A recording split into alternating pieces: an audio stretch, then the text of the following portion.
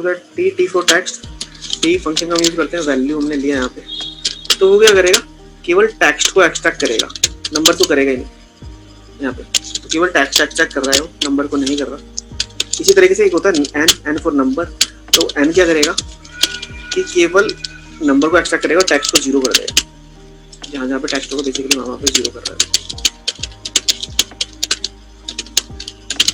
तो इस तरीके से अगर हमारे पास कहीं ऐसी कंडीशन आती है कि हमें टेक्स्ट को ही निकालना है, तो हम इस फंक्शन का यूज़ कर सकते हैं, और जहाँ पे टेक्स्ट हो वहाँ पे जीरो कर दे, वहाँ पे इस तरीके से।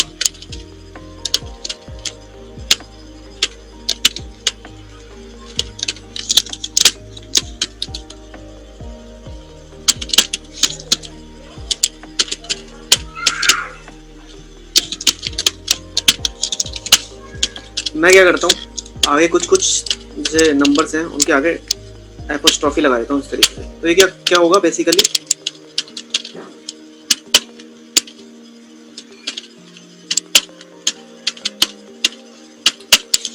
अब जैसे आप इनका सम करोगे, वैल्यू का अगर आप सम फंक्शन लगाते हो और इनका सम करते हो, तो ये सबका सम नहीं कर रहा। तो आप देखेंगे नंबर तो बहुत ज़्यादा है, बट ये सबका सम नहीं कर रहा है, केवल 122 दिखा रहा है। ये जो केवल राइट में वैल्यू दिखा रही है ना आपको, ये वाली, ये एंड ये, तो देखो केवल उसका ही सम कर रहा है। तो लेफ्ट में जो वैल्यू दिखा रही है उनका सम ही नहीं कर रहा। इसका मतलब ये है कि मैंने एपोस्ट्रोफी लगा के इसको टेक्स्ट में कन्वर्ट कर दिया। एक फंक्शन होता है इस टेक्स्ट, और इस नंबर मैंने आपको बता रखा है कि इस बेसिकली इस नंबर अगर मैं लगाता हूँ यहाँ पे,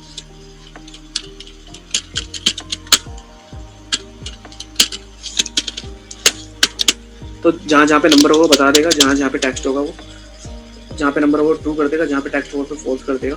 तो जहाँ पे ट्रू है केवल उसी को वो सम कर रहा है, जहाँ पे फॉल्स है वहाँ पे उसको सम नहीं कर रहा। ठीक है, तो कैसे सम करेगा ये, तो एक फंक्शन होता है वैल्यू का। वैल्यू फंक्शन क्या करता है, वैल्यू फंक्शन जहाँ पे कोई अगर नंबर है और वो टेक्स्ट में शो हो रहा है, तो हम उसको वैल्यू फंक्शन में नंबर में कन्वर्ट कर सकते हैं। तो मैं लिखता हूँ वैल्यू, एक ही पैरामीटर होता है टेक्स्ट, यहाँ पे मैंने ले लिया। तो आप देखेंगे यहाँ पे ये सारी वैल्यू अब राइट में आ गई। दैट मीन्स अगर आप चेक करेंगे यहाँ पे इस नंबर का फंक्शन लगा के कि क्या ये टेक्स्ट है या नंबर है,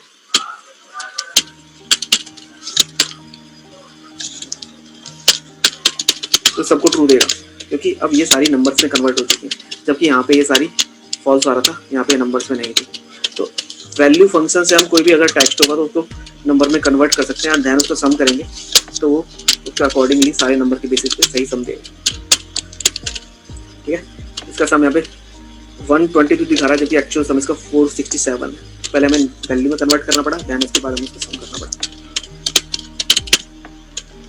तो वैल्यू फंक्शन टेक्स्ट को नंबर में कन्वर्ट करता है।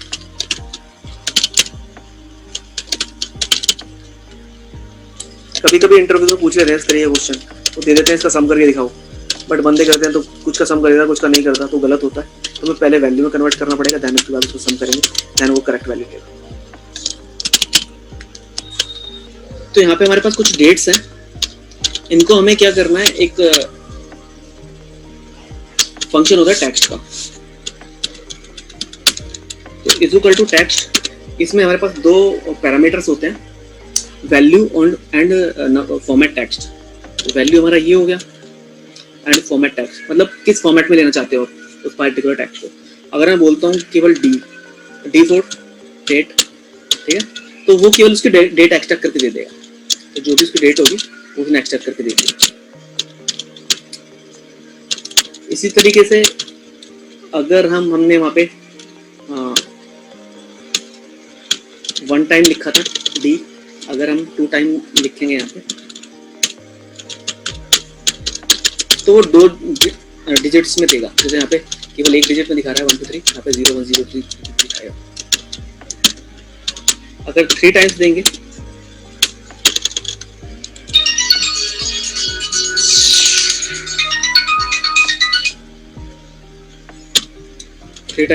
तो डी डी डी इस तरीके से, तो वो क्या देगा यहाँ पे, उस डेट का डे बताएगा कि आपका क्या डे है। जैसे यहाँ पे पर्टिकुलर डे का सैटरडे है, संडे है, मंडे है, तो वो इस तरीके से बताएगा। अगर हम 4 टाइम करते हैं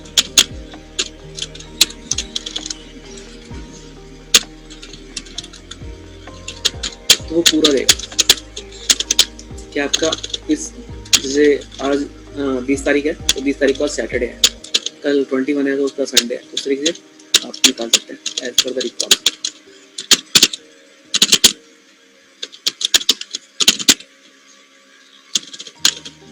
इसी तरीके से जिस तरीके से हमने डी का यूज किया है, इसी तरीके से हम एम का भी यूज कर सकते हैं। इज इक्वल टू टेक्स्ट, ये हो गया फॉर्मेट एंड कॉमा एम, तो एम फॉर मंथ, तो ये मंथ हमें दे देगा कि आपका कौन सा मंथ है। तो मार्च चल रहा है तो 3 दे दिया उसने, अप्रैल आएगा तो 4 दे देगा।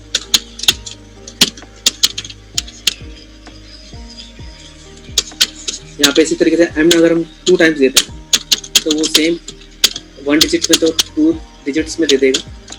यहाँ पे अगर हम 3 टाइम्स देंगे एम को तो वो मंथ बता देगा कि आपका मार्च है या अप्रैल है। 4 टाइम्स देते हैं तो पूरा फुल नेम देगा यहाँ पे इस तरीके से।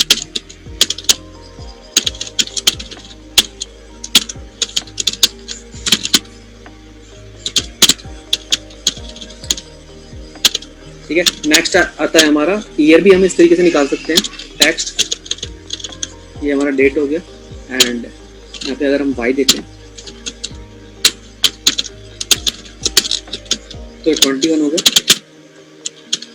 एंड अगर हम नेक्स्ट 2 टाइम्स वाई देंगे तो सेम ही देगा। अगर हम 3 टाइम देंगे तो पूरा देगा। तो इस तरीके से हम पार्टिकुलर किसी डेट के बेसिस पे हम ईयर, मंथ, डे या उसका डे के संडे मंडे है क्या है वो निकाल सकते हैं।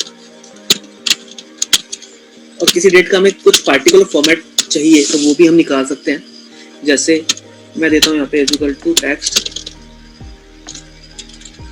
कोमा, यहाँ पे देता हूँ मैं D D D comma D D M M M and Y Y Y, इस तरीके से दे देता हूँ मैं।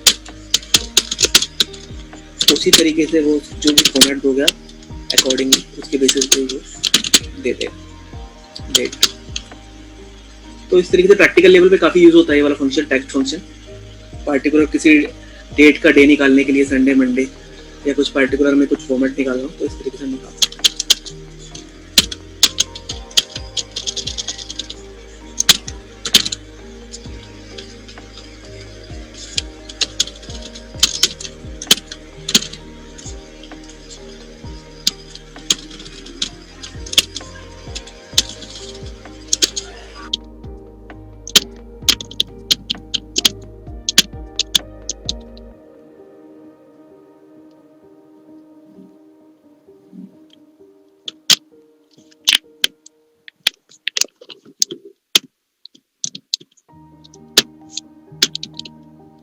पता है एसक्यूआरटी मतलब स्क्वायर रूट।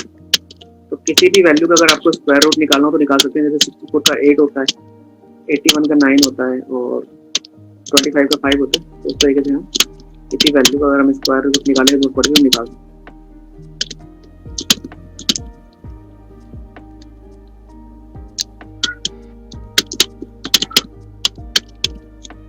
फंक्शन मैच का इक्वल टू मैच, तो इसके 3 पैरामीटर होते हैं, लुकअप वैल्यू, लुकअप एरे और मैच टाइप। तो लुकअप वैल्यू हमारी, जैसे मान लो हमारे पास कुछ नाम है तो मैं लिख देता हूँ नाम, लिख देता हूँ या